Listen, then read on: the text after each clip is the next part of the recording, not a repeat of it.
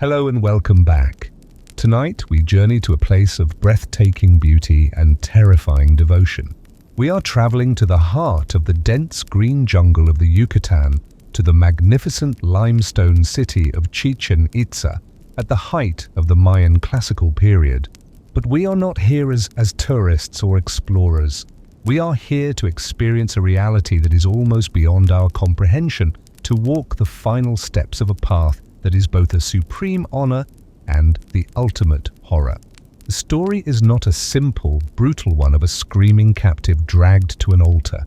The truth is a far more complex and psychologically profound journey into a world where the boundary between the sacred and the terrible, between humanity and the gods, was terrifyingly thin. Before we begin this solemn procession, I want to thank you for being here. This quiet, shared space is made possible by your presence, and I am deeply grateful for it. If these journeys into the deep past resonate with you, a simple like or subscribe is a quiet but powerful way to show your support. And as always, I am fascinated to see where in the world this story finds you. A comment with your city and time is a small, welcome thread that connects our global community.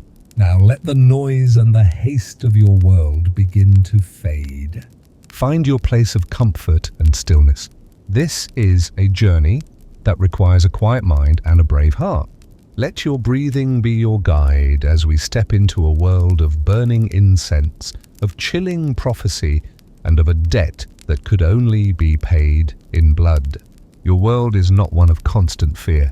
It is a world of bewildering and often contradictory sensations. For the past year, since the day you were chosen, you have lived a life of strange and profound paradox. You are a captive, taken in a ritualized raid on a rival city-state, and yet you are not treated like a prisoner. You do not live in a squalid dungeon. You live in a special, well-appointed chamber within the sacred precinct of the city. You are fed the finest food, tender turkey, sweetened maize porridge, exotic fruits, and the rich, bitter, frothy chocolate drink reserved for nobles and priests. Your body, which was once lean and hard from a life of farming and warfare, has become soft. You are being fattened, cared for like a prize animal, but also revered as a divine vessel. Your days are a structured rhythm of ritual and preparation. You are attended by priests, their bodies painted with complex symbols, their long hair matted with the dried, sacred blood of previous sacrifices. They are not cruel to you. They treat you with a kind of detached, professional reverence. They teach you the sacred songs. They instruct you in the ritual dances. They purify you with smoke from burning copal incense, its sweet, piney scent, a constant presence in your life. They are preparing you for your great purpose. They are transforming you from a simple human captive into a worthy offering for the gods. You are to be a messenger, a living letter to be sent to the great deities who control the rain, the sun, and the growth of the maize. You learn to play your part. You learn the songs. You learn the movements of the dance. You learn to wear the heavy, magnificent, and terrifying ceremonial robes of jade, of gold, and of the brilliant, iridescent blue-green feathers of the quetzal bird. You are being turned into a living work of art, a masterpiece of sacred decoration. But in the quiet moments, in the deep of the night, when the sounds of the jungle, the chirping of insects, the distant guttural roar of a jaguar press in on you, the fear is a living thing. It is a cold serpent coiled in your belly. You remember your home, you remember your family, you remember the heat of the sun on your face as you worked in your father's maize field. These memories are a form of torture, ghosts from a life that is now utterly and irrevocably lost. You know how you will die, you have been told. You will not be killed on a high pyramid in a swift, bloody offering to the sun god. Your death is to be a different, more intimate, and more terrifying one. You are an offering to Chak, the god of rain and lightning, and your final destination is the great, sacred cenote, the natural limestone sinkhole that the city of Chichen Itza is built around. You have seen it. The priests have taken you to its edge. It is a vast, circular, water-filled abyss, its sheer limestone walls plunging down into a darkness that seems to have no bottom. The water is not a clear, inviting blue. It is a murky, greenish-black filled with algae and the shadows of unseen things. The air around it is cool and damp, and a strange, quiet reverence hangs over the place. This is not a well, this is a gateway. It is the mouth of the underworld, the place where the world of men touches the world of the gods. To be sent into the cenote is the most sacred of all deaths. You will carry the prayers of the people with you. You are their hope, for the rains have not been good. The maize, the very stuff of life, is withering in the fields. The people are frightened. The gods are thirsty, and you are the holy water they have demanded. You understand this. On an intellectual level, you have been taught to believe in the necessity of your own death. You have been told that your sacrifice will guarantee the survival of your people, not your own. Captured people, but the people of this great city who now own you. You are told that you will not truly die, but that you will live forever as a divine messenger in the court of Chak. But in the deep, silent part of your soul, the part that still remembers the warmth of your mother's hand and the taste of fresh water from your village well, you are simply a young man who is terrified to die. This is the central, agonizing paradox of your existence. You are simultaneously a revered god and a condemned prisoner. You are an object of profound religious awe and a piece of livestock being fattened for the slaughter. You are taught to embrace your glorious fate, while every instinct in your body screams for you to run, to fight, to live. The day of the ceremony arrives. It is the driest, hottest time of the year. A day chosen for its desperate need for rain. You are awakened before dawn. The preparations are more elaborate than ever before.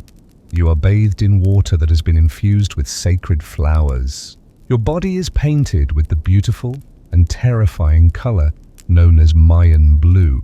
It is a unique, vibrant, and incredibly resilient pigment, a color that symbolizes the life-giving waters of the sacred cenote. Your body is now a living canvas, a human prayer. You are dressed in your magnificent regalia. A heavy pectoral of carved jade is placed around your neck. Bracelets of gold are fastened to your wrists and ankles. A magnificent cascading headdress of quetzal feathers, so long it touches the floor behind you, is fixed to your head. You are so heavily adorned that you can barely move. You are no longer a man. You are a sacred effigy. You are led out of your chamber and into the great central plaza of the city. The entire population is here. Thousands of people, their faces painted, their bodies adorned with flowers and jewelry, are waiting.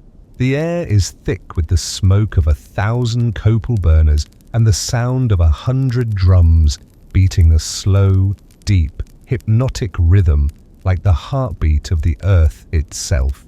The crowd does not cheer. They fall silent as you appear. They part before you, creating a wide, formal avenue.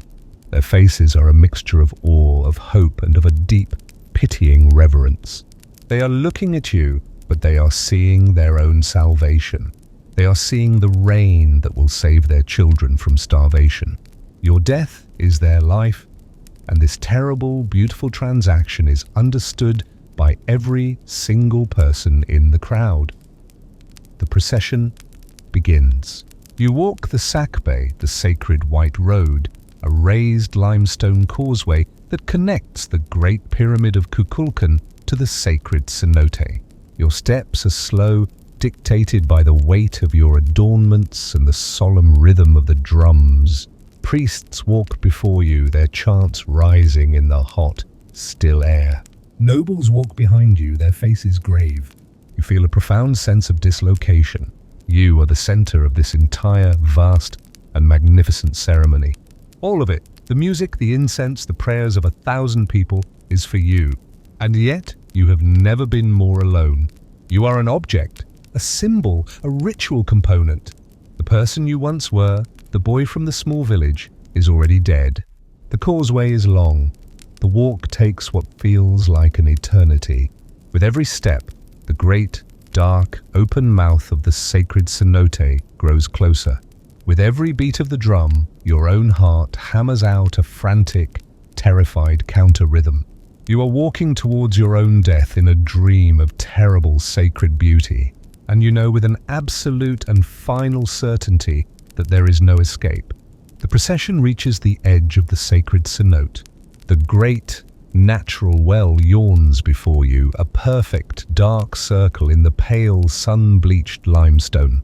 The air here is different, cooler and heavier, carrying the damp, earthy smell of deep water and mossy stone. The roar of the crowd in the main plaza fades to a distant murmur, replaced by a more intimate and more intense atmosphere of sacred dread. Here, at the edge of the underworld, a special platform has been built, jutting out over the dark water. You are led onto it. Only the high priests and the most elite nobles are allowed to join you here. You are now standing on the very precipice between the world of the living and the world of the gods. The drumming stops, the chanting stops. A profound, ringing silence falls, broken only by the cawing of a distant bird and the soft whisper of the wind across the mouth of the well. In this silence, the final, most intimate rituals begin. The high priest, his face a terrifying mask of divine authority, his headdress of macaw feathers a blaze of color against the sky, approaches you. He carries a small obsidian knife, its black volcanic glass edge so sharp it is almost invisible. He does not use it to threaten you. He uses it to make a series of small, shallow and precise cuts on your hands, your arms and your tongue. The pain is a sharp, clean shock, a jolt that momentarily cuts through your fear-induced trance. The blood, dark and shockingly red against your blue-painted skin, begins to well up. This is not an act of violence. It is an act of purification and of communication. Your blood is a sacred substance, a potent, life-giving fluid. A priestess comes forward with strips of bark paper and carefully blots the blood from your wounds. These blood papers are sacred texts. They are your prayers, written in the ink of your own life. She then takes the blood-soaked papers and casts them into a burning brazier filled with copal incense. The paper ignites, and a thick, sweet and acrid smoke rises into the air, carrying the essence of your life, your spirit, your message directly to the gods. You have now been sanctified. You are ready. The high priest raises his hands to the sky. He begins a long, powerful oration, his voice echoing in the still air. He is not speaking to the crowd. He is speaking to Chark, the god of the well. He is formally presenting you. He announces your name, not your birth name, but a new, sacred name you were given for this ceremony. He lists the prayers of the people that you carry. He speaks of the drought, of the withering maize, of the people's desperation. He describes the magnificent gifts you are bringing with you, the jade, the gold, the precious Quetzal feathers. You are not just a sacrifice, you are a diplomatic envoy, a bearer of tribute sent to appease and persuade a powerful and angry deity. As he speaks, two younger priests begin to bind you, not with coarse ropes, but with cords of beautifully woven cotton decorated with shells and beads. Your arms are bound to your sides. Your legs are bound together. The process is done with a gentle, almost loving, ritualistic care, but the result is the same. You are now completely immobilized. You are no longer a man, you are a sacred parcel, ready for delivery. They lift you. The world tilts, and for a moment all you can see is the vast, empty, pale blue of the sky. You feel a profound sense of detachment, as if you are floating, as if this is happening to someone else's body. They carry you to the very edge of the platform. You are now held out over the great, dark void of the cenote. You look down. The murky, greenish-black water is 60 feet below.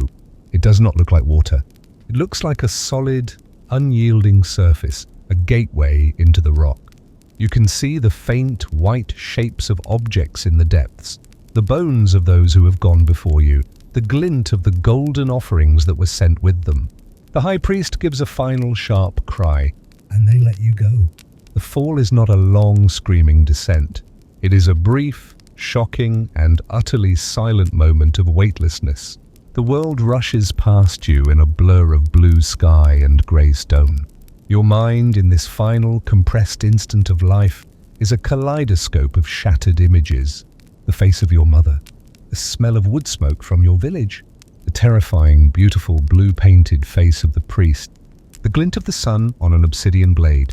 Then comes the impact. It is not the gentle embrace of water. It is a brutal sledgehammer blow. Hitting the water from this height is like hitting a stone wall. The shock is a white, blinding explosion of pain that radiates through every nerve in your bound body. The air is driven from your lungs in a single, violent gasp, then the cold. A deep, shocking and absolute cold that seeps into you instantly, a cold that is far more profound than the simple chill of water. It is the cold of the underworld, the cold of a place that has never seen the sun. You are sinking. The world of light and air, the world of the living, disappears above you, replaced by a murky, green-brown twilight. The weight of your jade and gold ornaments, which were a symbol of your honor, are now a lead weight, pulling you down, down into the darkness. Your lungs are screaming for air. It is a primal, animalistic, and all-consuming need. Your bound body thrashes, a futile, instinctive struggle against the inevitable. You try to scream, but only a stream of useless bubbles escapes your lips, rising towards a surface you can no longer see. You are in the realm of Chark now. This is his house, and it is a place of profound and terrifying silence. The sounds of the world above, the chanting, the drums, the wind, are gone. There is only the deep, pulsing and oppressive silence of the abyss. As you sink deeper, your panicked mind begins to play tricks on you. The faint, wavering shafts of light that pierce the murky depths seem to form shapes. You see faces in the algae-covered rocks of the cenote walls. You see the ghostly white forms of the skeletons of the other messengers who have made this journey, their bones resting in the silt at the bottom, their empty eye sockets seeming to watch you as you join them. It is the final and most terrible test. You were told that you would not die, that you would become a messenger to the gods. Is this a gateway, or is it just a grave? Is the story the priests told you a divine truth?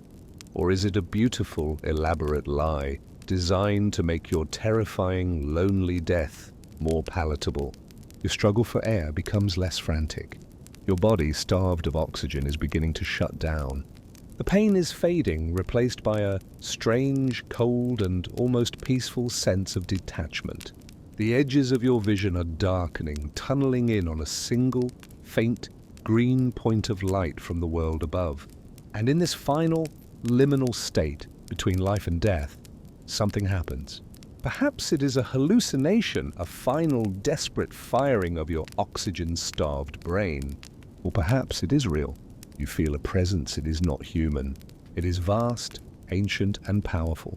It is the consciousness of the well itself, the spirit of the water, the god Chak. It is not a being you see with your eyes, but one you feel with your entire soul. It is a consciousness that is as cold, as deep, and as indifferent as the water itself. It is not here to welcome you. It is not here to thank you for your sacrifice.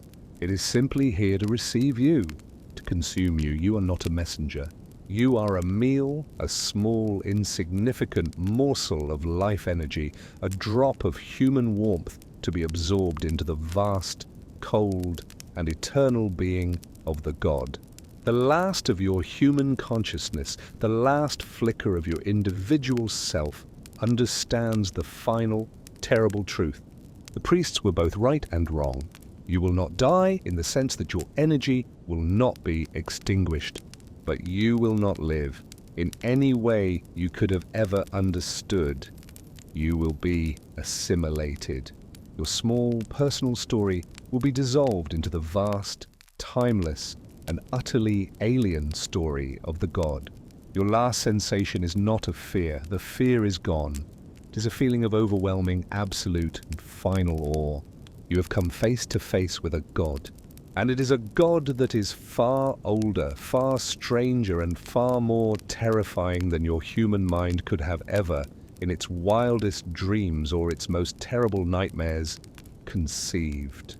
The last point of light from the world above winks out, and you are finally and completely consumed by the darkness. The darkness that consumes you is not an ending, it is a transformation. The frantic, screaming ego of your mortal self, the part of you that loved your family and feared your death, has been extinguished, its energy dissolved like a single drop of rain falling into the ocean.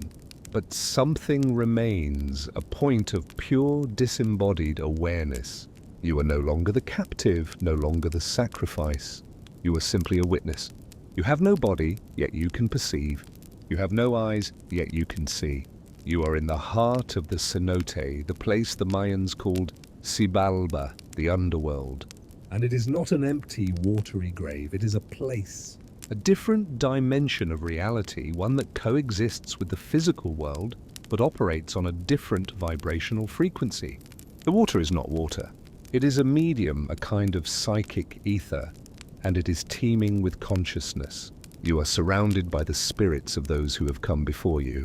They are not ghosts in the way you would imagine, no wispy, human-like forms.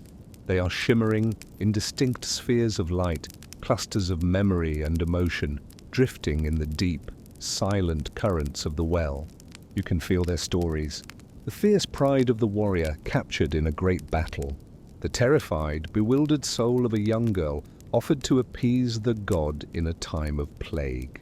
The grim, stoic resignation of a nobleman who chose this path to atone for a great crime. They are all here, a silent, spectral congregation, their individual stories slowly over centuries, dissolving into the great collective consciousness of the cenote. And you feel the presence of the god Chak again, but not as a single monstrous entity. You begin to understand that Chak is not a being who lives in the well. Chak is the well.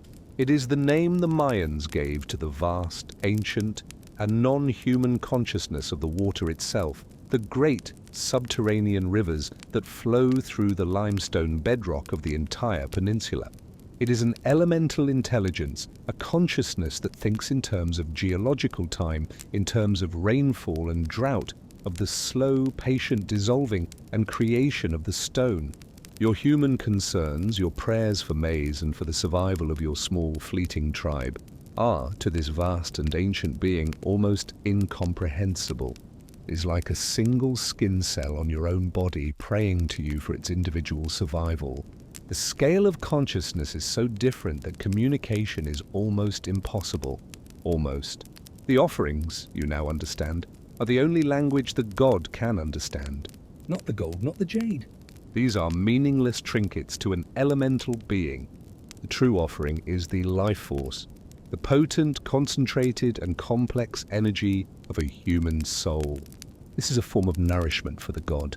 It is a taste of a different kind of existence, a fleeting, warm, and passionate energy that the god, in its slow, cold, and eternal being, craves. Your sacrifice and the sacrifices of all the others is what creates a bridge between your two realities. Your life energy, when released into the cenote, creates a momentary resonance, a point of connection that allows the prayers of the living to be heard, or rather, felt, by the great water spirit. And you realize your task is not over, you are a messenger. Your consciousness, now stripped of its ego and its fear, has become the vessel for the message. You carry within your very essence the focused, desperate desire of your people, the prayer for rain. This desire is a vibrational frequency, a pattern of energy that the great spirit of the well can now perceive. You feel the great, slow consciousness of Chak turn its attention towards this pattern. There is no negotiation, there is no promise. There is only a slow, deep, and ancient consideration. The god is tasting the prayer. It is weighing the value of the offering, your life force, against the cost of granting the request. To bring the rain is a great expenditure of the god's own energy. It requires shifting the vast, subtle patterns of wind and moisture that span the entire continent. It is not a simple act. It is a complex cosmological undertaking, and you feel with a chilling certainty that the god is not always pleased. Sometimes the offering is not enough. The life force of the sacrificed is too weak, too fearful, their essence not pure enough to warrant the great effort. In these times, the prayer is ignored. The drought continues. The people on the surface are left to starve, their desperate gift to the underworld consumed with no result. But your sacrifice, you feel, has been a good one. Your youth, your strength, the immense, focused, and terrified energy of your final moments have created a potent and pleasing offering. The god is satisfied. You then experience the world from the god's perspective. You are no longer in the cenote, you are the cenote. You are the vast underground network of rivers. You can feel the deep, slow pulse of the water as it moves through the limestone caves.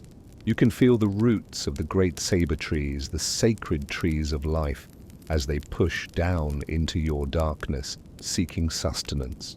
And you can feel the sky, you can feel the heat of the sun on the surface world. You can feel the dry, thirsty agony of the maize fields. You can feel the subtle, almost imperceptible shifts in atmospheric pressure, in temperature, in the great swirling currents of the air that flow from the distant ocean. And then you feel the god begin to act. It is a slow, majestic, and immensely powerful act of will. It begins to draw upon its own vast reserves of energy. It sends a pulse, a vibration, up from the deep earth, a signal that alters the ionization of the air above the peninsula. It calls to the moisture that is latent in the hot, humid atmosphere. It summons the clouds. You watch from this new, godlike perspective as the sky above Chichen Itza begins to change. The flawless pale blue of the morning is now hazy. Small, white, wispy clouds begin to form, seemingly from nowhere. They coalesce, they darken, they grow into a great, towering, purple-black thunderhead.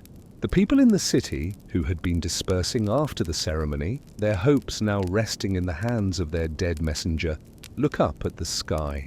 A great, collective gasp of awe and relief goes through them. Their prayer has been heard. Their sacrifice has been accepted. The first drop of rain falls, striking the hot, dusty limestone of the great plaza. It is followed by another and another. And then the heavens open. A torrential, life-giving and glorious downpour begins. The rain washes the blue paint from the sacrificial platform. It cleanses the blood from the stones. It flows in rivers down the great stairways of the pyramids. It soaks into the thirsty, cracked earth of the maize fields. The sound of the rain is a roar, a symphony, a song of life renewed. The people in the city are not running for shelter. They are standing in the open, their faces turned up to the sky, letting the blessed sacred water wash over them. They are laughing, they are weeping with joy. They have paid the price and the gods have answered. You, the disembodied witness, feel a faint, ghostly echo of their joy. Your purpose is fulfilled. The message has been delivered. The transaction is complete, but your journey is not over. You are now a permanent part of this strange twilight world. You are a spirit of the well. Your consciousness, while still retaining a faint trace of its original identity, begins to merge with the others. You join the silent, shimmering chorus of the sacrificed. Your new existence is one of slow, timeless, and dreamlike observation. You are a memory cell in the mind of the water god. You witness the great cycles of the world above. You see the rise and fall of the cities. You see the birth and death of kings. You see the slow, inexorable turning of the seasons, the endless dance of drought and rain, of life and death. You see the future. You see the coming of a strange, pale-skinned people with beards and metal armor. You see the fall of the great city of Chichen Itza, not to war, but to a drought that even the most precious sacrifices cannot end. You see the temples abandoned, the great plazas overgrown, the sacred cenote left to its silent, brooding solitude as the jungle reclaims its own. You will be a witness to it all. This is your afterlife. Not a heaven of eternal bliss, but an eternity of silent knowing and deeply melancholic observation. You have become a part of the memory of the place. You are a ghost, not of a person, but of an entire civilization, forever bound to the dark, sacred, and eternal waters of the well. The honor you were given, you now understand, was also a curse. You have escaped the brief, fleeting suffering of a mortal life, only to be condemned to the long, slow, and unending suffering of a timeless memory. Your final human thought dissolves, a bubble of air rising to a surface that no longer exists for you. The terrifying, magnificent consciousness of the water god Chak has received its offering. But the transaction is not as simple as an exchange of life for rain. The price of your entry into this divine realm is yourself. Your awareness stabilizes, but it is a new kind of awareness, profoundly different from the one you knew. The sharp, defined edges of your ego, the I that was a farmer's son, a captive, a sacrifice, have been blurred, softened, and are beginning to fray like a rope dipped in a powerful acid. You are no longer a single contained point of view. You are becoming a part of the cenote's vast collective memory, a new note in an ancient, silent chord. Time, as you understood it, ceases to exist. There is no day and no night in the deep black water.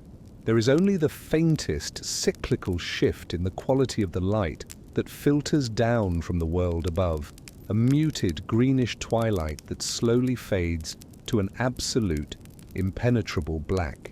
The passage of a day is now just a single, slow breath of the world. The seasons which once governed your entire existence are now just subtle shifts in the temperature of the water, a faint, almost imperceptible change in the rhythm of the god's slow, geological heartbeat. You try at first to hold on to your memories. You try to picture your mother's face. But the image is no longer sharp. It is like a fresco painted on a damp wall, its colors bleeding, its lines losing their definition. The sound of her voice is a distant echo, a melody whose words you can no longer quite recall. The love you felt for her, once a sharp, aching pain in your chest, is now a diffuse, gentle warmth, a memory of an emotion rather than the emotion itself. You are not forgetting your life is being absorbed, integrated into the vast, dispassionate archive of the well. The story of you is becoming a single, fading entry in a library of 1,000,000 such stories. You are not alone in this process. You are surrounded by the others, the chorus of the sacrificed. You feel their presence not as individual personalities, but as resonant frequencies. You can feel the cold, hard pride of the warrior who fell in a long-forgotten battle. You can feel the shimmering artistic grace of the nobleman's daughter who was offered in a time of plague. You can feel the deep, earthy resilience of the farmer who gave himself to the well to ensure a good harvest. Their individual egos have long since dissolved, leaving behind only the pure, essential note of their life's purpose, their final, defining act. And your own note, still sharp with the fresh pain of your recent humanity, begins to soften, to harmonize, to blend with theirs. A year in the world above passes, a passage of time that feels to you like a single, slow breath. And then you feel it, a new disturbance on the surface. A familiar vibration of fear, of hope, of profound collective religious fervor. It is the time of the ceremony again. You and the entire collective consciousness of the well turn your awareness upwards. You can feel the rhythmic beat of the drums, not as a sound, but as a pressure wave in the water. You can feel the heat of the copal incense as a subtle change in the water's chemistry. You can feel the massed, focused prayer of the thousands of people gathered at the edge, a powerful, psychic weight pressing down on your world. Then comes the new arrival, a new sacrifice. You feel the splash, the violent intrusion into the calm of the well. And then you feel the new consciousness as it plummets into your world. It is a blinding, chaotic explosion of pure, unfiltered terror. It is the frantic, screaming panic of a drowning mind, the last, desperate, animalistic struggle for a life that is already lost. You who once experienced this same terror, do not feel pity. That is a human emotion. and you are no longer entirely human. You feel a deep, resonant empathy, you understand. And you and all the other spirits of the well perform your new, eternal function. You move towards the new, panicked consciousness. You surround it, you do not comfort it. You absorb it, you lend it your own ancient, silent peace. You are the welcomers, you are the psychopomps of this watery underworld. Your collective, silent hum of resignation and peace is the anesthetic that eases the terrible transition from the sharp, painful reality of being an I to the vast, quiet reality of being a we. You feel the new spirit's struggles cease. You feel its ego shatter.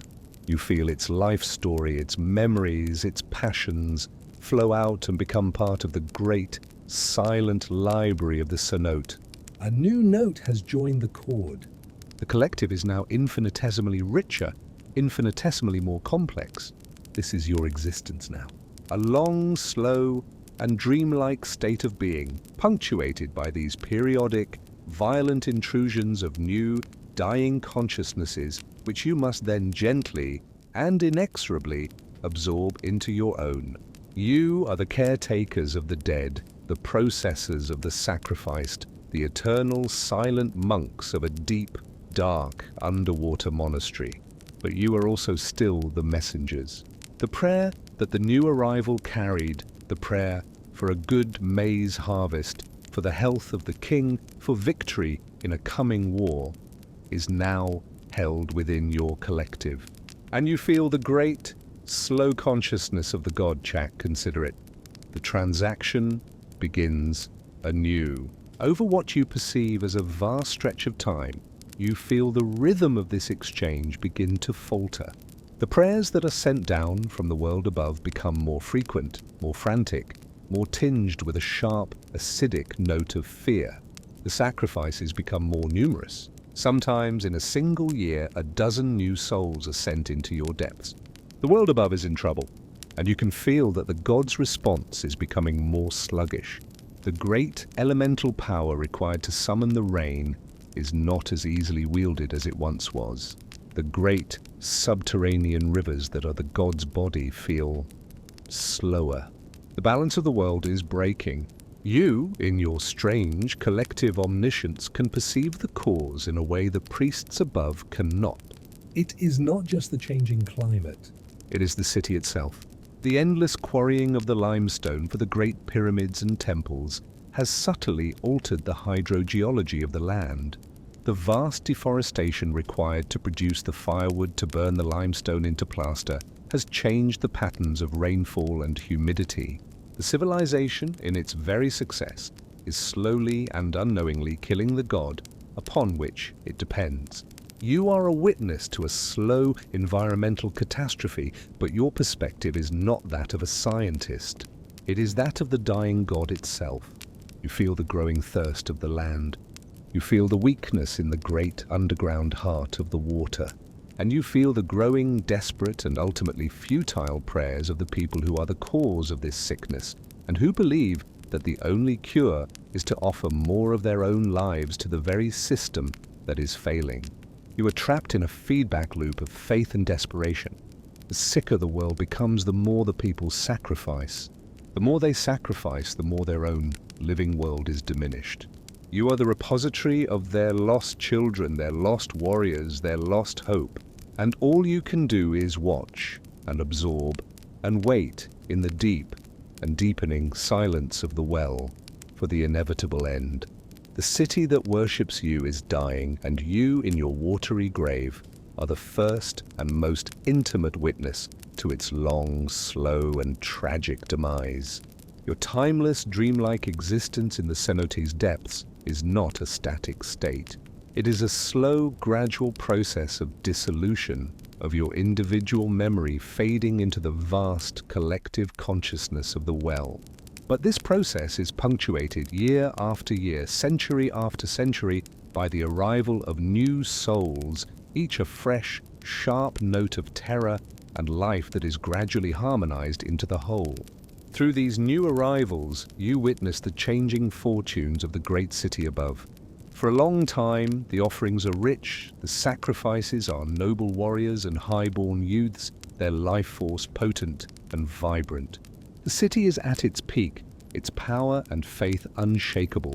The prayers they carry are for glory, for victory in battle, for the continued prosperity of a confident and expanding empire. But then, the character of the arrivals begins to change. The souls that are sent down to you are different.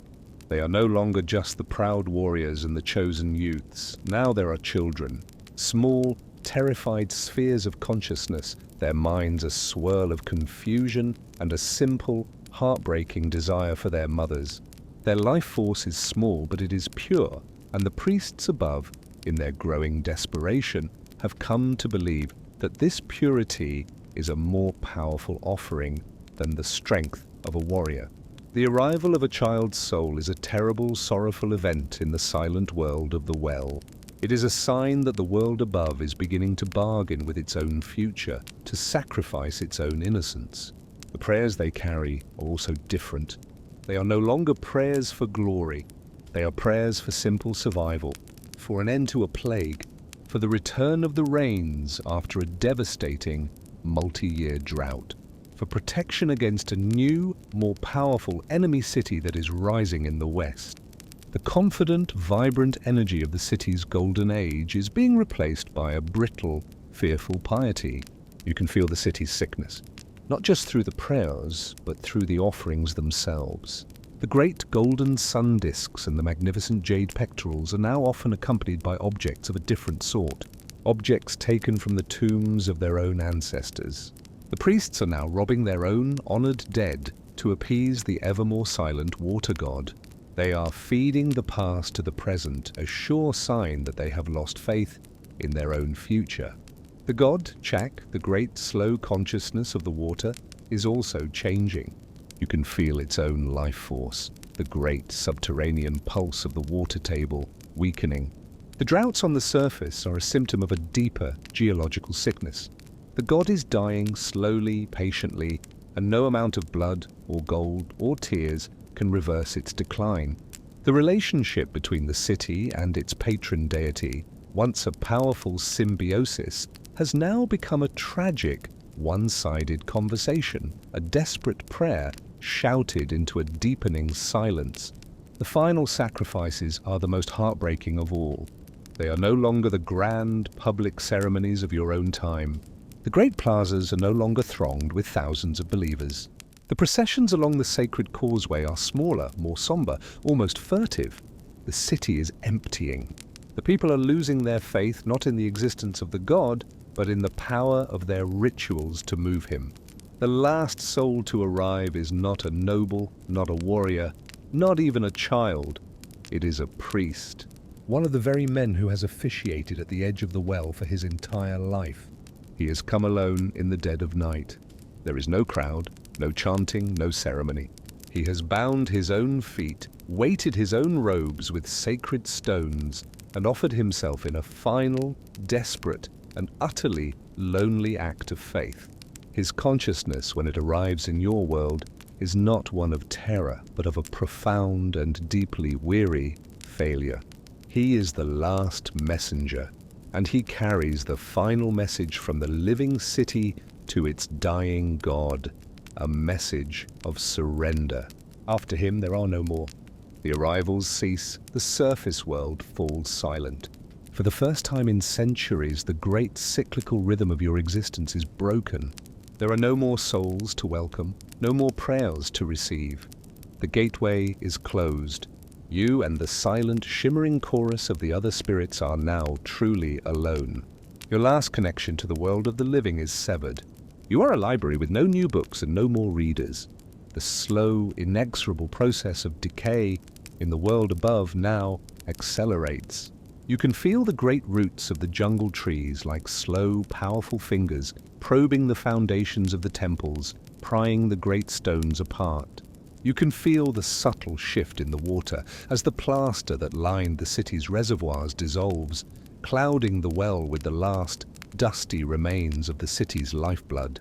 The city of Chichen Itza is dying. Its great stone body is being reclaimed by the jungle. Its spirit, its people have departed, and its memory now resides only here, in this deep, dark, and silent well, a vast, unread archive of a lost civilization. Your purgatory is now also a tomb, not just for the sacrificed, but for an entire world. You are the last guardian of a history that the world has already forgotten, and your long, final, and truly silent vigil has begun. And so the silence descends. Not the brief, expectant silence between the drumbeats of a ritual, but a new, profound, and seemingly eternal silence. The last priest has made his final, lonely offering. The last prayer has been sent.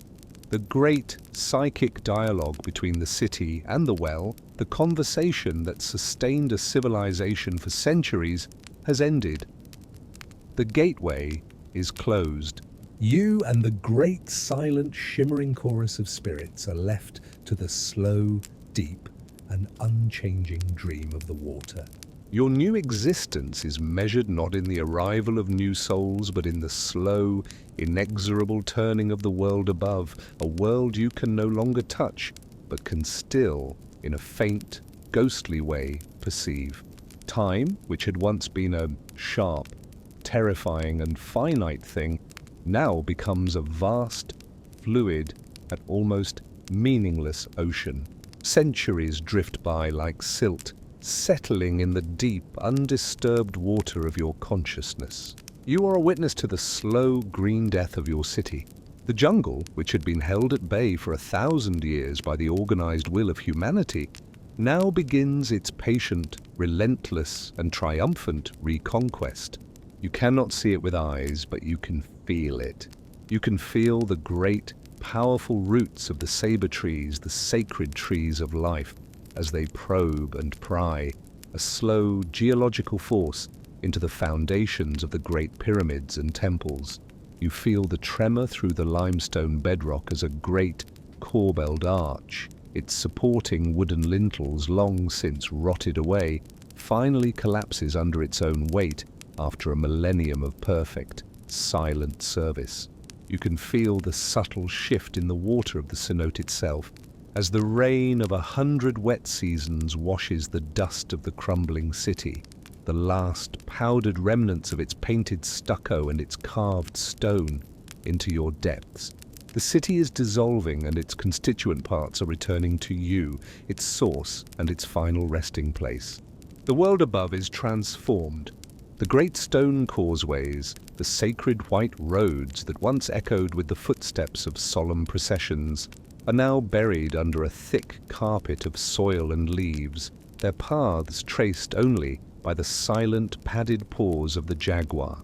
The great plazas, which once thronged with thousands of chanting pilgrims, are now still empty clearings, dappled with the green filtered light of the high jungle canopy. The sound of the drums is replaced by the chattering of monkeys and the brilliant shrieking calls of macaws. The city of men has become a kingdom of animals. New peoples with new languages and new gods move through the jungle. They are the distant, unknowing descendants of the people who abandoned the great city. They stumble upon the vine-choked ruins, the great man-made mountains of stone rising from the endless green. They do not know who built them. The memory, the oral tradition has been broken. The story of Chichen Itza, of its kings, of its priests, of its sacred purpose, is gone. They see the ruins not as a part of their own history, but as the work of a different and almost supernatural race.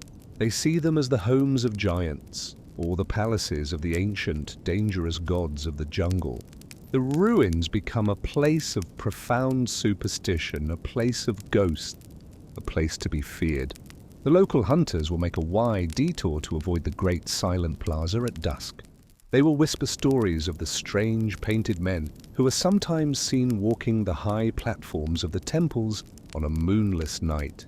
They are seeing the faint, psychic residue, the memory of your world that still clings to the stones. And they know that the great well, the cenote, is the most powerful and the most dangerous place of all. They can feel its strange, ancient and sleeping power. They do not understand it as the home of the rain god Chak. They understand it as a place where the veil between the world of the living and the world of the spirits is thin. A place of immense and unpredictable magic. They sometimes leave their own simple and fearful offerings at its edge. Not the great, bloody and demanding sacrifices of your time, but small, placating gestures. A handful of wildflowers, a clay bowl filled with precious maize, a small, crudely carved wooden idol meant to appease the ancient, nameless spirits who dwell in its dark, quiet waters. These are not the confident prayers of a powerful civilization bargaining with its god. They are the fearful whispers of a people trying not to anger the ghosts of a place they do not understand. Then, after an immense, slow passage of time, a new and profoundly violent vibration is felt throughout the entire spiritual ecosystem of the land. It is a dissonance so sharp, so alien, that it feels like a crack appearing in the very bedrock of reality. It is the arrival of the Spanish. You, in your watery, silent realm, cannot see their ships, their armor, their horses, but you can feel their consciousness. It is a consciousness that is utterly foreign. It is hard and sharp and linear. It is filled with a belief in a single, jealous, and all-powerful God. It is a consciousness of conquest, of conversion, of a righteous and utterly ruthless certainty. You feel the great tragic dying that sweeps across the land. Not just the dying of the sword, but the great, silent, and invisible dying of the new diseases, plagues that sweep through the jungle villages, killing the descendants of your people in numbers that are almost beyond comprehension. You feel the life force of the land itself, the collective soul of the people, growing thin and weak and terrified. These new men, the Spanish, also find the great ruined city. Their priests, their friars, look upon the carved images of the feathered serpent god, Kukulkan, and the jaguar god, and they do not see the symbols of a complex and profound religion. They see the demonic, idolatrous images of a satanic cult. They see their holy duty as the eradication of this evil. You feel the shock waves as they pull down the old temples, as they smash the carved stone stelae that recorded the histories of the ancient kings. They are not just destroying buildings, they are murdering a history. They are seeking to erase every last trace of your world from the face of the earth, to create a new blank slate upon which to write the story of their own god. And then comes the greatest violation of all, the great bonfire of the books.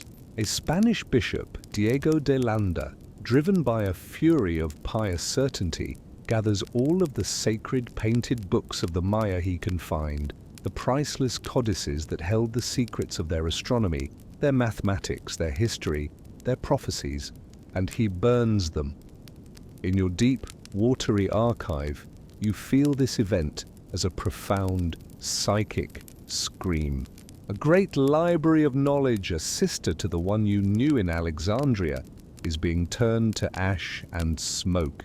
The written memory of your civilization, the complex, beautiful, and hard-won knowledge of 1,000 years, is almost completely and irrevocably annihilated in a single, catastrophic act of faith. The voices are silenced, the stories are lost, the darkness descends, the cenote itself becomes a place of dark legend for these new rulers of the land. A place of pagan horror, a well of human sacrifice, a symbol of the barbarism they believe they have been sent to conquer. And then for a long, long time, as their own cities are built and their own histories are written, it is mostly forgotten, a quiet, brooding and undisturbed pool of black water in the heart of a vast, unpeopled jungle. The silence of your existence deepens into an almost absolute state. The world of men has forgotten you. The God you were sent to serve has fallen into a deep, geological slumber. You are now a ghost in a ghost city, a memory in a sleeping mind. The concept of time itself begins to lose all meaning. The past, the present, the future, they all blend into a single, long, unchanging and dreamless dream. Then, after an immense and seemingly final period of this profound silence, a new kind of disturbance begins. It is faint at first, the distant, unfamiliar sound of chopping axes, of shouting men speaking a new guttural language. A new people are coming, not conquerors, not priests. Something entirely different. They are archaeologists, explorers, men from a distant future world, a world that has grown from the ashes of the one that conquered you. They are armed not with swords or crosses, but with strange new tools, measuring tapes, cameras, compasses, and an insatiable scientific curiosity. They begin the laborious process of clearing the jungle from the Great Pyramids.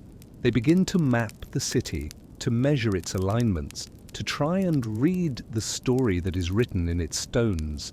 They are not trying to destroy your world or to convert it. They are trying, in their own, fumbling way, to understand it. And eventually, inevitably, they come to the cenote. They stand at its edge just as the priests of your time once did. They look down into your dark, quiet home, but they do not see a gateway to the underworld. They see an archaeological treasure trove, a perfectly preserved anaerobic environment that might hold the secrets of a lost civilization. They see a time capsule, and they decide to enter. They bring with them a great, strange and monstrous machine, a dredge with a massive, claw-like iron bucket. And for the first time in millennia, the sacred, absolute silence of your world is broken by the roar of an internal combustion engine and the grinding, scraping, and utterly profane sound of metal on stone. The dredge descends into the water, into the very fabric of your being. It is a crude, brutal, and utterly unfeeling intrusion. It is an act of profound desecration, but one that is performed not out of hatred, but out of a desperate and almost childlike curiosity. It tears at the sacred silt at the bottom of the well. It scoops up the offerings that have lain undisturbed for 1,500 years, and it brings them up out of the darkness and into the harsh, analytical light of a world you could never have imagined.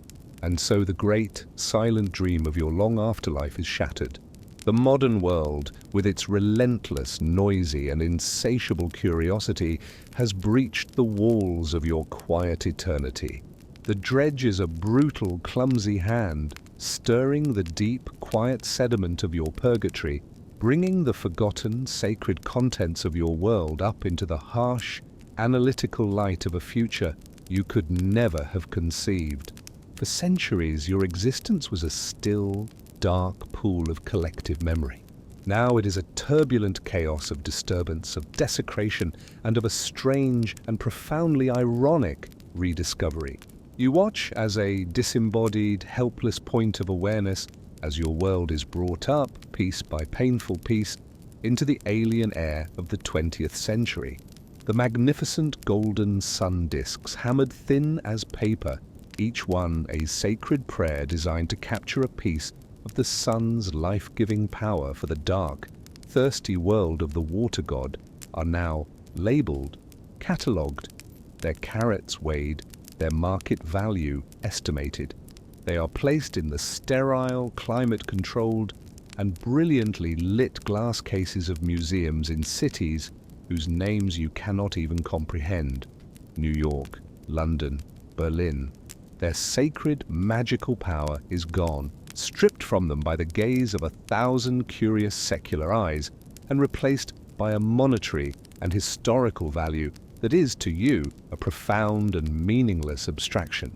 The beautiful, intricate jade plaques which told the complex cosmic stories of kings and gods and the great cyclical turning of the celestial calendar are now mere objects of academic debate.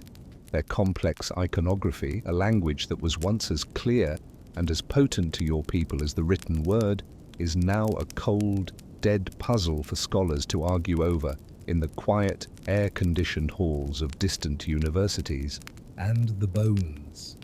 The bones of your people, of your fellow messengers, are subjected to the ultimate, final, and most intimate indignity. They are laid out on laboratory tables. They are measured with calipers. Their teeth are scraped for traces of their last meals. Tiny, core samples are drilled from their very marrow to be subjected to isotopic analysis, a form of scientific magic that tells the new men and women what you ate, where you grew up, the very story of your physical life, with a precision that is both miraculous and terrifyingly invasive. They are no longer the sacred vessels of a spiritual sacrifice. They are data points. They are evidence in a long, cold, and passionless case, a mystery that the modern world is trying to solve with its cold, hard tools of science. The scientists who study these remains will write papers. They will conclude with a detached clinical certainty that many of you were not just drowned. They will point to the healed parry fractures on the forearms of the warriors, evidence of a life of combat.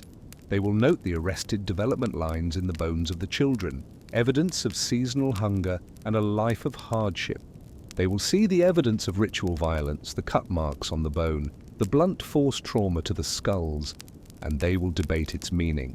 Was it an act of mercy to render the victim unconscious before the terrifying 60-foot plunge? Or was it part of a more complex, more brutal ritual, the spilling of blood a necessary component before the final offering to the insatiable water god? They will never, ever know the truth that you experienced, that the final, terrifying, and fully conscious moment of surrender was the most vital and potent part of the offering. They will never understand that the god did not just want your life, it wanted your final, terrified, and awe-filled breath. The story of your life, which was once a great, epic, and tragic poem of faith and cosmic purpose, is now reduced to a series of dry, peer-reviewed, and utterly soulless academic papers. Cranial trauma in sacrificial victims from the sacred cenote of Chichen Itza. Isotopic analysis of bone collagen and the diet of post-classic Mayan elites. The symbolic significance of jade and gold artifacts in Mesoamerican water rituals. They are performing a meticulous, brilliant, and utterly bloodless autopsy on the body of your faith, and in doing so they are completely and irrevocably missing its soul. You, the silent watching spirit, the collective chorus of the well, feel a new and strange emotion, one that has not been felt in these dark waters for over 1,000 years. Not anger, not fear. But a profound and deeply weary sense of cosmic irony. These clever, powerful, and well-intentioned people from the future, with their incredible noisy machines and their vast global libraries of information, have come here seeking knowledge. They are searching for the truth of your world. But their very way of seeing, their very way of knowing, the very structure of their rational, materialistic minds makes it impossible for them to ever truly find it. They can analyze the unique chemical composition of the Mayan blue paint that was found, perfectly preserved, on the sacrificed wooden objects at the bottom of the well.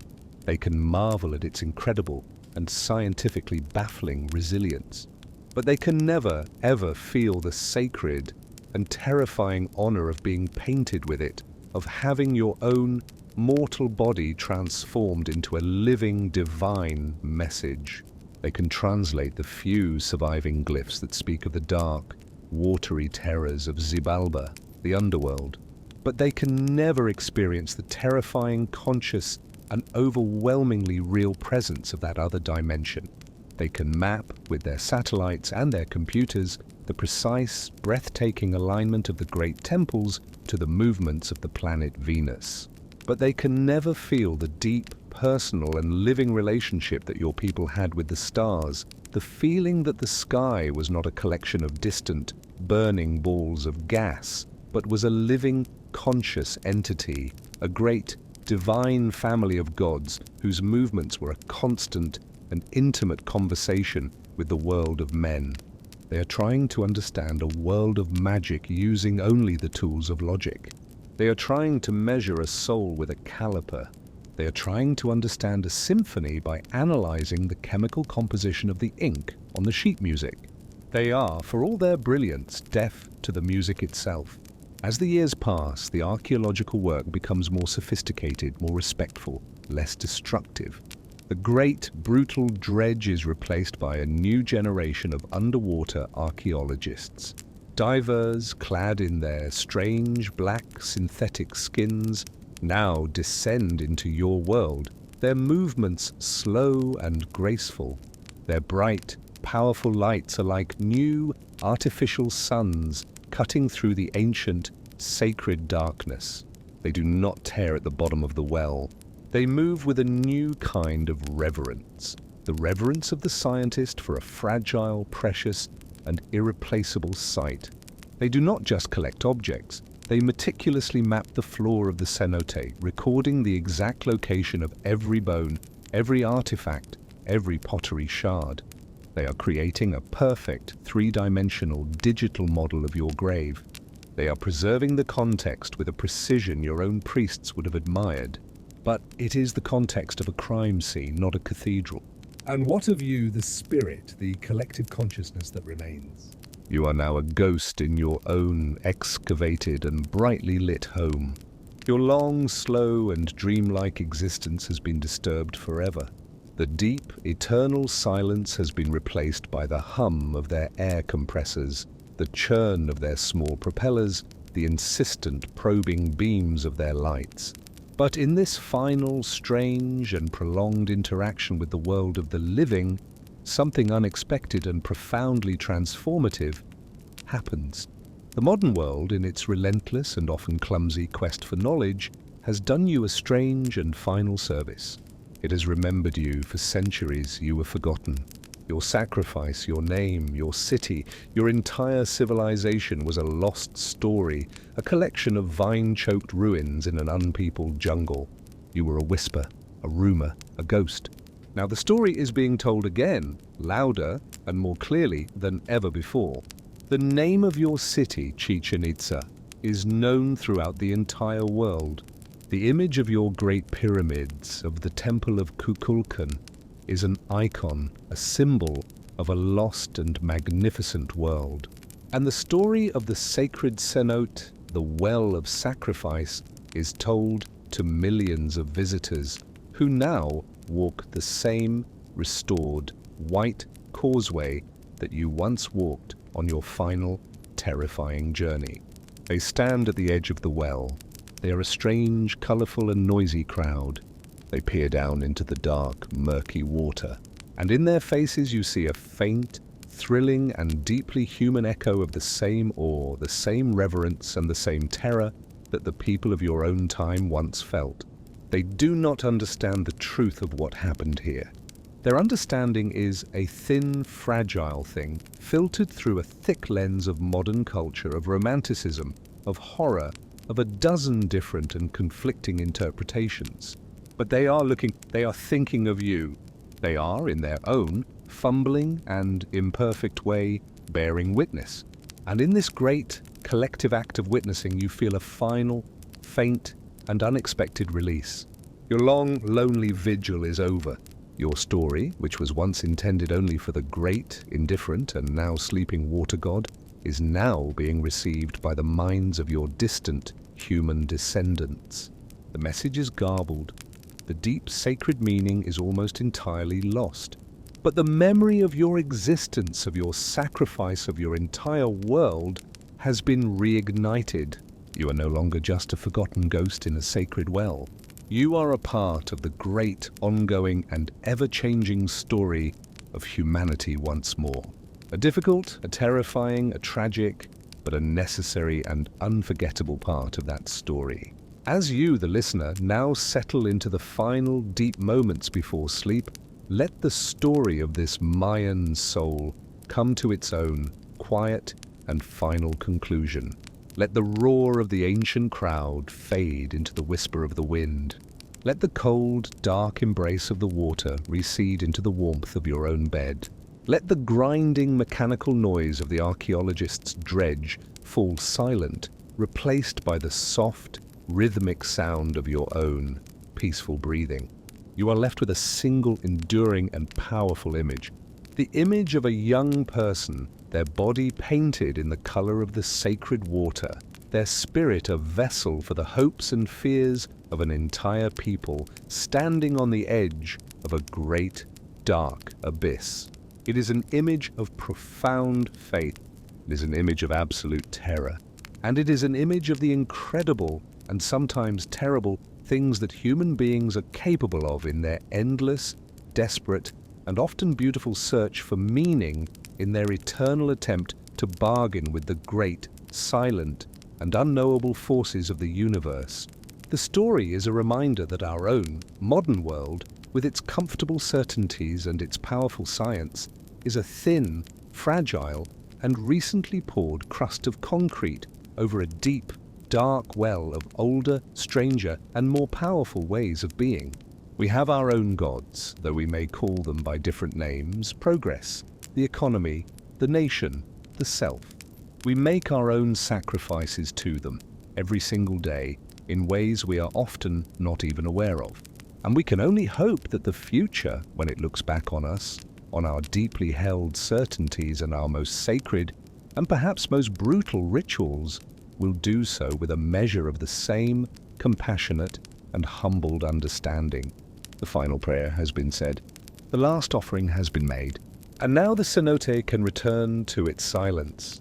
Let that deep, dark, and peaceful silence be your own. Let it be a comfort. Let it be a release. And let it guide you into a sleep that is deep and dreamless, and finally and completely free. Sleep well.